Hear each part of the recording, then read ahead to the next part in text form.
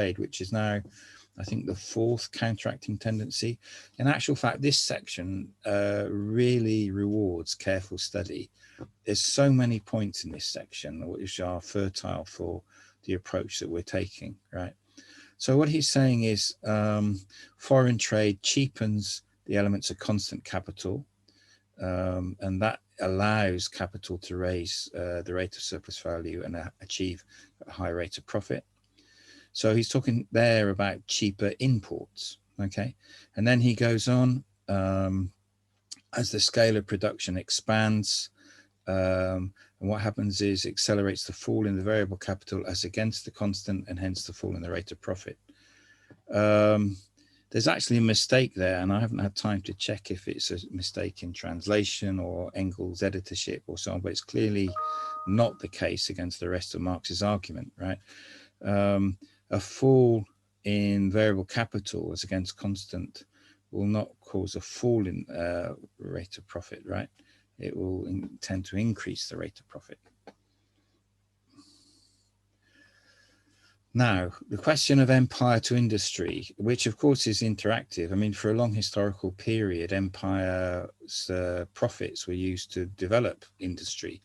The whole question of the primitive accumulation, as Marx called it, of capital by robbing Caribbean, Africa, Latin America, India, and so on, through colonial types of exhaustion and transfer of value. But there is a shift in this moment, more or less at this moment, where industry begins to drive empire in a new way. Okay, and what he says here is, whereas the expansion of foreign trade was the basis of capitalist production in its infancy, it becomes the specific product of the capitalist mode of production as this progresses through the inner necessity of this mode of production and its need for an ever extended market. Here again, we can see the same duality of effect. What he's talking about here now is a shift of concern, not just imports, but a shift to exports. And the cotton industry is the leading example. I mean, from the mid-19th century onwards, British cotton industry was increasingly exporting all over the world, including back to India, where it had been, robbing cotton for a long time before. So what you have is a different relationship of trade to industry. Once modern industry under capitalist development reaches a certain point, it does outcompete everything else pretty much. Now, there's a third point within his discussion of foreign trade. We've looked at imports, we've looked at exports, and now he touches on a third point, which is not the export of commodities, but the export of capital. And this is really quite hidden transition. It's not highlighted by section heading. It's not even a separate paragraph, but it is within the paragraph within page 345 as it happens. Okay.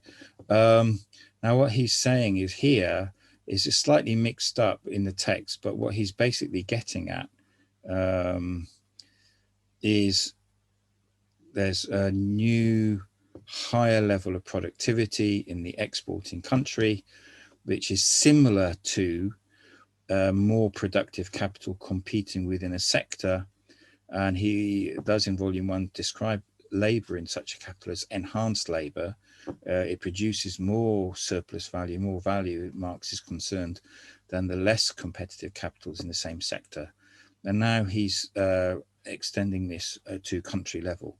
So the country which has the most innovating, most productive capital will be, it's in that country that that capital surplus profit will be realized. And then it is slightly mixed up in the text, but then he also relates this in terms of trade. So the country with the more developed capital will be trading with countries with the less developed labor productivity.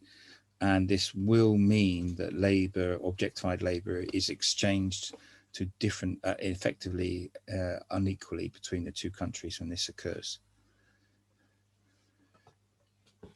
And so then there is this transition to the colonies and the export of capital. And the way he puts it is there's an account of lower degree of development, and so too is the exploitation of labor through the use of slaves and coolies. There is no reason why the high rates of profit that capital invested in certain branches yields in this way and brings home to its country of origin should not enter into the equalization of general rate of profit. Well, we could put it the other way around. They do enter, or they can enter. So in other words, the higher profitability achieved by capital that's exported, is invested in the colonies, can come back as a higher rate of profit, which affects the general rate of profit in the home country. But it can be stopped as well. And he does raise the question of a monopoly. In other words, it could be that there's some degree of monopoly which prevents the equalization of the rate of profit. So you can have a high rate of profit being achieved in the colonies, which does not contribute to a general raising of the rate of profit in the home country. This is only one part of one paragraph, but within this quite brief comment, you can see lies the germ of an analysis of capitalist, imperialist exploitation of the colonies, because it's not only that commodities are being imported and exported, but here the capitalist social relation itself is being exported and being refounded on a different colonial basis with a higher degrees of, or different modalities of labor exploitation, which are far more repressive, far more violent in a colonial context.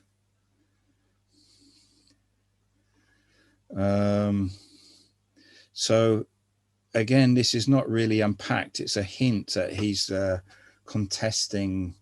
Yeah, I think this is one of the few places where Marx directly deals with Ricardo's theory of free trade, the whole England-Portugal stuff. And it follows on in the colonial context in Marx. And it's quite clear for Marx that the country that's exporting the capital is the privileged country. And he's saying here that the privileged country receives more labor in exchange for less. So there's a sort of a germ of a theory of unequal exchange here. The profit rate is higher because it is generally higher in the colonial country, favorable natural conditions that may enable it to go hand in hand with lower commodity prices. This again is an extremely important point, which he sort of just opens up. And what he's opening up is more favorable natural conditions. So you can grow crops in better soils or warmer climates, or you take Argentina, for example, and the beef coming into England from Argentina. And what you're talking about, therefore, is his theory of higher productivity in agriculture and his theory of rent as a form of surplus profit. So what you've got here is a very undeveloped but strong hint that when you're talking about capital exported to colonies, it's not only the labor question, it's also the question of land and appropriation of natural resources comes into play.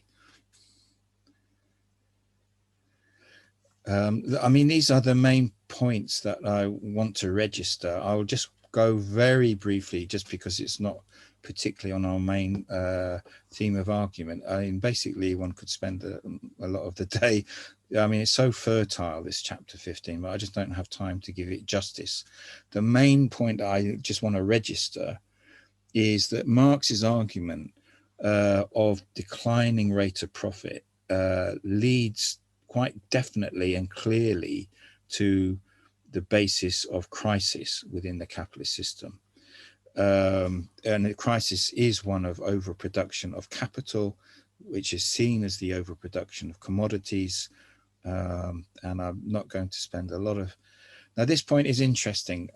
If you think about the whole debates about climate crisis today, for example, what bourgeois economists, and Ricardo was the most theoretically advanced of them in Marx's time, they take as given, as an unquestioned, unmarked center, we would say today, they take the capitalist mode of production as an absolute. So if there's problems, if there's crisis, it's not a crisis that puts the capitalist mode of production itself under question. And for example, in Ricardo's theoretical framework, the crisis comes from the nature of exploitation of natural resources, for example. So there's a declining return of investment in nature, and that leads to a crisis of the capitalist mode of production overall. Another really fertile point, which I really don't have time right now, I just want to point you to it. You might want to take it up. Marx makes the point, which I kind of like reinforces issue that we are discussing, which is he does distinguish between the production of surplus value and its realization, and the connection is production of profit. I mean, surplus value is realized as profit, and then once it's realized as profit, then it gets distributed. But in order to become profit, that surplus value which is in the commodities have to be sold. And of course, there's many a slip between twixt cup and lip, and if the products are produced and not sold, then we have crisis. Okay. An awful lot again, he returns time and time again to the question of surplus population and surplus capital. And once again, you'll find here the question of depression of wages. He comes to it a second time, actually. But there's quite an important quote I just want to highlight. For capital, the law of increased productivity of labor is not unconditionally